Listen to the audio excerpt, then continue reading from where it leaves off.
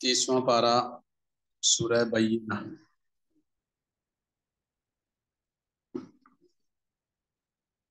30واں پارہ سورہ بینہ۔ اعوذ باللہ من الشیطان الرجیم، بسم اللہ الرحمن الرحیم۔ سورۃ البینہ مدنیہ ہے۔ بینہ کہتے ہیں واضح دلیل کو، روشن دلیل کو، ایسی دلیل جیسے کوئی سورج ہے، وہ سورج جب نظر آ گیا تو اس کے بعد اب الگ کسی اور دلیل کی ضرورت نہیں ہے۔ دن کا اجالا، دن کی روشنی، ہر چیز کی بنیاد سورج کی روشنی۔ ایسے ہی قرآن کریم آسمان سے اترنے والی وحی اور اللہ رب العزت کی طرف سے بھیجے جانے والے جو پیغمبر ہیں وہ سورج سے بڑی دلیل ہے۔ سورج تو ایک ایسی دلیل ہے کہ جو انسان اپنی ان ظاہری آنکھوں سے دیکھ پاتا ہے، لیکن جو حقیقی دلیل ہے، حقیقی سورج ہے، وہ حقیقی سورج اللہ رب العزت کے انبیاء کرام کی شکل میں، ان کے اوپر نازل ہونے والی کتابوں اور صحیفوں اور وحی کی شکل میں، اور ان کے ساتھ آنے والی جو شریعت ہے اس کی شکل میں امت کے سامنے آتی ہے۔ اس سورہ مبارکہ کی سب سے پہلی آیت مبارکہ میں بینہ کا تذکرہ ہے۔ اس بینہ کے تذکرے کی وجہ سے اس سورہ مبارکہ کو سورہ بینہ قرار دیا گیا۔ ارشاد باری تعالیٰ ہے، اعوذ باللہ من الشیطان الرجیم، بسم اللہ الرحمن الرحیم۔ لم یکن الذین کفروا من اہل الکتاب والمشرکین، لم یکن نہ تھے، الذین وہ لوگ، کفروا جنہوں نے کفر کیا، من اہل الکتاب اہل کتاب میں سے، والمشرکین اور مشرکین میں سے۔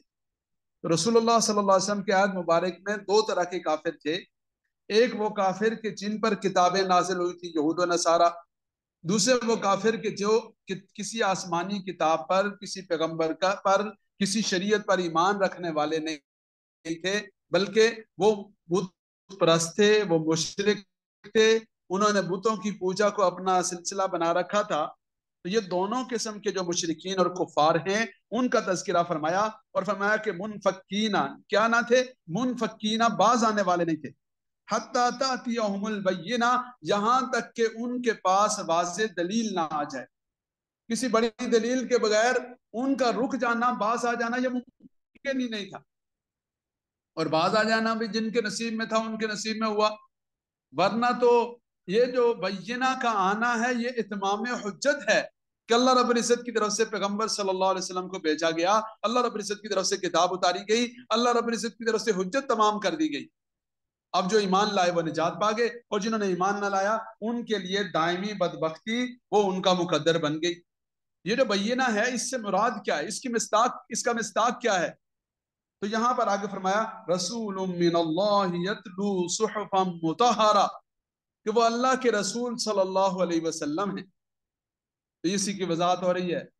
اور دوسری بات بعض رات نے فرمائی کہ رسول اللہ صلی اللہ علیہ وسلم تو معلم تھے، آپ صلی اللہ علیہ وسلم کے اوپر جو کتاب اتری، جو وحی اتری، وہ وہی بینہ ہے۔ تو بہرحال ان ساری چیزوں کا مجموعے کا نام بینہ ہے، اس سے کہ رسول اللہ صلی اللہ علیہ وسلم کا بھی اکیلا تذکرہ نہیں فرمایا گیا، بلکہ کس طرح تذکرہ ہوا؟ رسول من اللہ یتلو صحفا مطہرہ، اللہ کے رسول صلی اللہ علیہ وسلم جو صحیفوں کی، پاکیزہ صحیفوں کی تلاوت فرماتے تھے، اور رسول اللہ صلی اللہ علیہ وسلم کے مقاصد بعثت میں سے ہے، یتلو علیہم آیاتہ ویعلمہم الکتاب والحکمت ویزکیہم، کہ آپ صلی اللہ علیہ وسلم آسمانی کتابوں کی، قرآن کریم کی تلاوت بھی فرمانے والے، اور علم و حکمت کی تعلیم دینے والے، اور تزکیہ فرمانے والے تھے۔ تو یہ رسول اللہ صلی اللہ علیہ وسلم کے مقاصد بعثت میں سے۔ اور اللہ رب العزت نے جو شریعت اتاری، جو کتابیں نازل فرمائیں، وہ بھی ایسا نہیں ہوا کہ آسمان سے سامنے اتر آئیں، یا کتاب لا کر بیت اللہ کی چھت پہ اتار دی گئی۔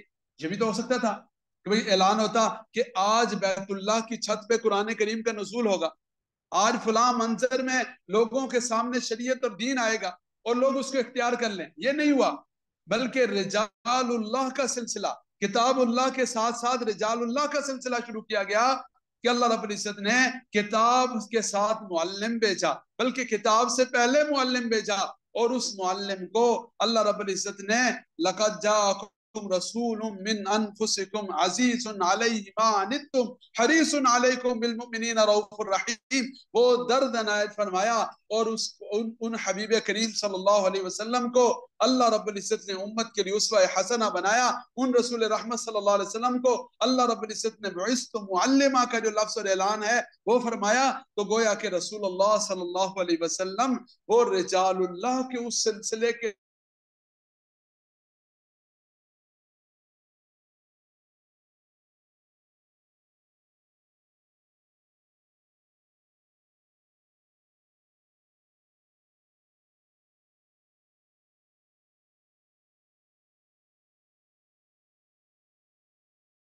ایک وہ قرآن کریم کی آیات مبارکہ ہیں جس میں عبرت ہے، نصیحت ہے، قصص ہیں، واقعات ہیں.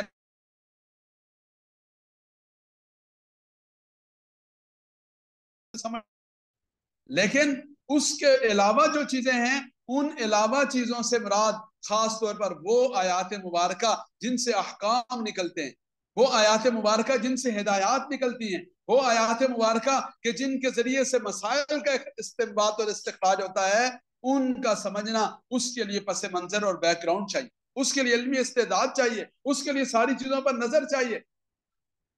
ورنہ کیا ہوگا؟ آپ حضرات جانتے ہیں کہ ما کان محمد ابا احد من رجالکم ولکن رسول اللہ وخاتم النبیین. یہ جو آیت مبارکہ ہے یہ ختم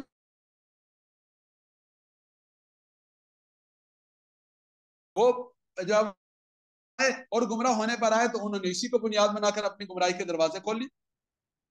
اس لیے اس بات کو پیش نظر رکھنے کی ضرورت ہے کہ قرآن اور حدیث مبارکہ کو اور دین مبین اور شریعت کو اسی ترتیب اور اسی نظم کے ساتھ سمجھنا ہے جس ترتیب اور نظم کے ساتھ قرون اولیٰ سے لے کر آج تک پوری امت نے سمجھا ہے.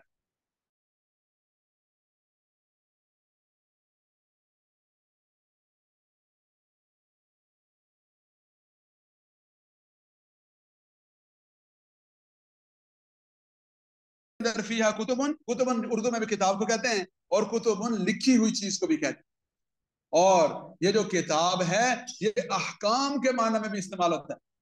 لولا کتاب من اللہ سبق، کہ اگر اللہ رب العزت کی طرف سے کچھ احکامات پہلے نہ دے دیے گئے ہوتے تو یہ وہاں پر لولا کتاب من اللہ کا جو لفظ ہے وہاں کتاب کا لفظ احکام کے معنی میں استعمال ہوا. تو یہاں پر فیہا کتب قیمہ کہ اس کے اندر ایسے احکامات ہیں قیمات جو مستقیم ہیں، جو پختہ ہیں، جو مستحکم ہیں، جو معتدل ہیں اور جن کے اوپر کاربند رہنے کے نتیجے میں آدمی صراط مستقیم پر قائم رہتا ہے اور اس کی منزل جنت اسے حاصل ہوتی ہے. وما تفرق الذين اوتوا الكتاب الا من بعد ما جاءتهم البينة. وما تفرق الذين، اور نہیں تقسیم ہوئے، نہیں بٹے، نہیں منقسم ہوئے کون لوگ؟ الذين اوتوا الكتاب، وہ لوگ کہ جنہیں کتاب دی گئی، الا من بعد ما جاءتهم البينة، مگر بعد اس کے کہ جب ان کے پاس واضح دلیل آ گئی. پہلے تو ان ساروں کو یہ تھا کہ ایک نبی آئیں گے تورات میں، زبور میں، انجیل میں، وہاں پر اللہ کے حبیب صلی اللہ علیہ وسلم کی صفات بیان ہوتی تھی. مثلہم فی التورات ومثلہم فی الانجیل. اس دن بھی آپ حضرات کے سامنے سورہ فتح کی آخری آیات مبارکہ کی تلاوت کی تو ان کی کتابوں میں تورات و زبور و انجیل میں رسول اللہ صلی اللہ علیہ وسلم کی ایسے صفات بیان ہوتی کہ اس کی وجہ سے ان سب کو رسول اللہ صلی اللہ علیہ وسلم کا ایک مسیحا اور نجات دہندہ کے طور پر انتظار تھا. سارے کے سارے اس کے قائل تھے کہ ایک آخری نبی صلی اللہ علیہ وسلم تشریف لائیں گے. لیکن جب رسول اللہ صلی اللہ علیہ وسلم تشریف لائے تو کچھ کے نصیب میں بدبختی تھی، بدبختی لکھی گئی، اور جن کے نصیب میں خوشبختی اور نجات تھی اللہ رب العزت نے ان کو ایمان اور ہدایت کی دولت سے نواز دیا. تو فرمایا کہ الا من بعد ما جاءتهم البینہ، جب رسول اللہ صلی اللہ علیہ وسلم تشریف لائے، جب قرآن کریم نازل ہوا، جب واضح دلائل آئے تو اب جنہوں نے اس کو مانا وہ نجات پا گئے، جنہوں نے نہیں مانا وہ ہلاکت و بربادی کا شکار ہو گئے. وما امروا الا ليعبدوا الله، اور نہیں حکم دیا گیا انہیں مگر کس بات کا حکم دیا گیا؟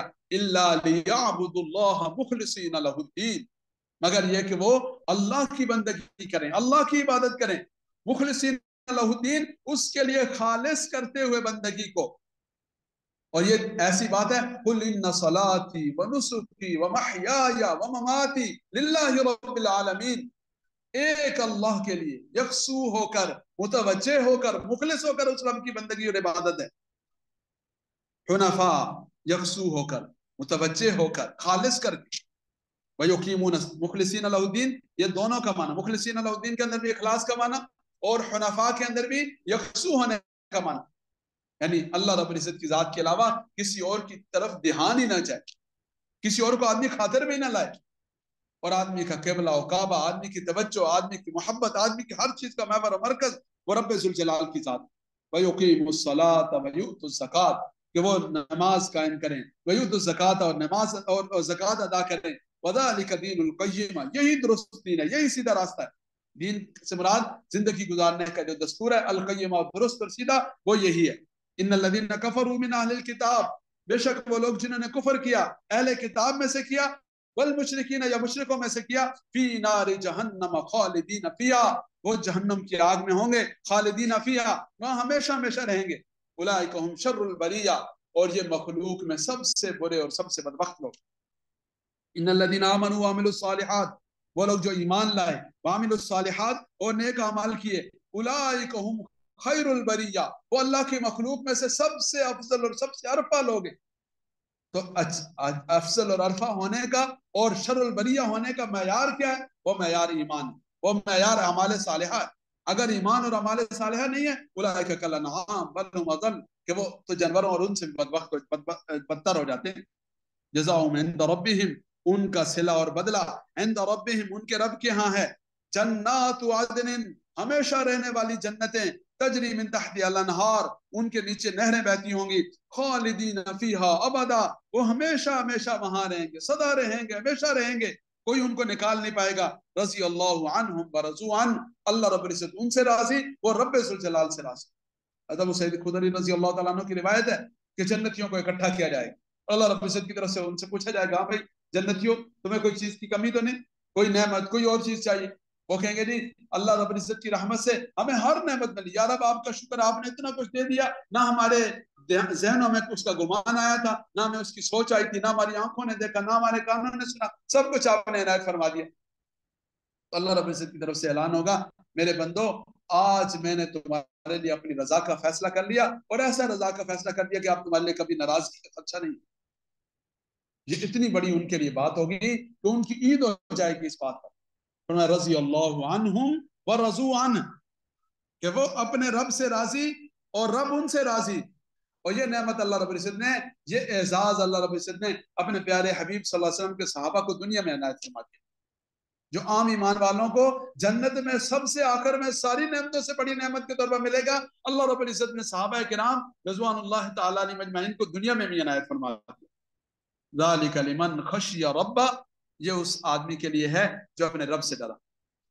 सूरह नाज़ियात में फरमाया, वअम्मा मन खाफ मकाम रब्बिही वनहन नफ्स अनिल हवा फइन्नल जन्नत हियल मावा, जो आदमी अपने रब से डरा और अपने आप को ख्वाहिशात से रोके रखा, जन्नत उसका ठिकाना और उसका जो मावा मलजा है, वो जन्नत हो जाएगी। ये रब्बे जुल जलाल का जो डर है, ये डर ऐसा नहीं है कि जिसको हम उर्दू में डर कहते हैं। डर का लफ्ज उर्दू में महदूद है, हमारे यहाँ सिर्फ डर है। अरबी के अंदर क्या है कि जैसे एक आदमी दरिंदे से डरता है, सांप से डरता है, किसी बला से डरता है, और वही आदमी अपने माँ बाप से डरता है। तो माँ बाप का जो डर है, उस्ताद का जो डर है, अपने बड़ों का जो डर है, उस डर में मोहब्बत होती है, उसमें हमदर्दी होती है, उसमें एहतराम होता है, उसमें अजमत होती है। तो रब्बे जुल जलाल का जो डर है, उसमें मोहब्बत है, उसमें अजमत है, उसमें प्यार है, उसमें हया है, उसमें रब्बे जुल जलाल के साथ वाबस्तगी है, उसका नतीजा होता है रब्बे जुल जलाल का डर। अल्लाह करीम अपनी रहमत से मुझे और आपको खौफ व खशियत की वो नेमत भी नसीब फरमाए, और उसके ऊपर ये जितनी बशारतें हैं अल्लाह करीम अपनी रहमत से मुझे और आपको नसीब फरमाए। व आखिर दावाना अनिल हम्दुलिल्लाहि रब्बिल आलमीन। आमीन। अल्लाहुम्मा सल्लि अला मुहम्मदिन नबिय्यिल उम्मी व अला आलिहि व अस्हाबिहि व सल्लिम तस्लीमन कसीरन कसीरा। रब्बना आतिना फिद दुनिया हसनह व फिल आखिरति हसनतन व क़िना अज़ाबन नार। या अल्लाह हम सब की हाल पर अपना खुसूसी रहम व करम फरमा दें। अल्लाह हम सबको दीन दुनिया की खैरों से माला माल फरमा दें। अल्लाह अपनी हर नेमत, हर रहमत, अल्लाह अपना करम और फजल अल्लाह हमारे शामिल हाल फरमा दें। अल्लाह हर शर से, हर फितने से, हर नुकसान से अपनी रहमत से हमारी हिफाजत फरमा दें। सुबहान रब्बिक रब्बिल इज्जति अम्मा यसिफून व सलामुन अलल मुरसलीन वल्हम्दुलिल्लाहि रब्बिल आलमीन बिरहमतिका या